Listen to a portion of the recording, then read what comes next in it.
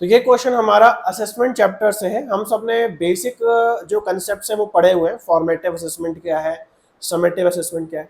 लेकिन अगर हम थोड़ा और इसमें एडवांस जाएं तो कुछ और प्रकार के असेसमेंट्स होते हैं जिससे आजकल क्वेश्चन आ रहे हैं। तो यहाँ पे दो ऐसे प्रकार के असेसमेंट्स की बात की गई है, इप्सेटिव असेसमेंट एंड ऑथेंटिक असेसमेंट। तो इनको हम देख लेते हैं, इसका मतलब क्या होता है। तो यहाँ पे दो स्टेटमेंट दिए हैं। पहला दिया है इप्सेटिव असेसमेंट के बारे में, कह रहा है इप्सेटिव असेसमेंट वो होता है जिसमें हम किसी स्टूडेंट की जो करंट परफॉर्मेंस है उसे उसी स्टूडेंट की पिछली परफॉर्मेंस से कंपेयर करते हैं।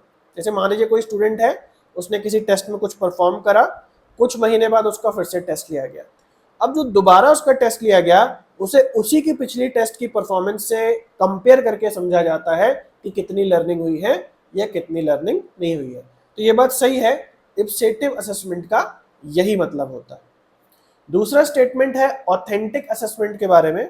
यहां कह रहा है ऑथेंटिक असेसमेंट असेसमेंट लेने का एक ऐसा प्रोसीजर है जिसमें हम उन्हीं स्किल्स और एबिलिटी को टेस्ट करते हैं जो कि वाकई रियल लाइफ सिचुएशन में कोई स्टूडेंट अप्लाई करने के काबिल हो पाया है ना।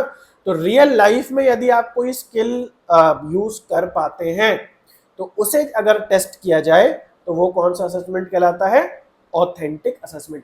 इसीलिए इसका नाम है ऑथेंटिक, यानी वाकई जब आप कोई स्किल प्रैक्टिकली भी यूज कर पाते हैं ना तो उसे जांचने के लिए ये असेसमेंट किया जाता है।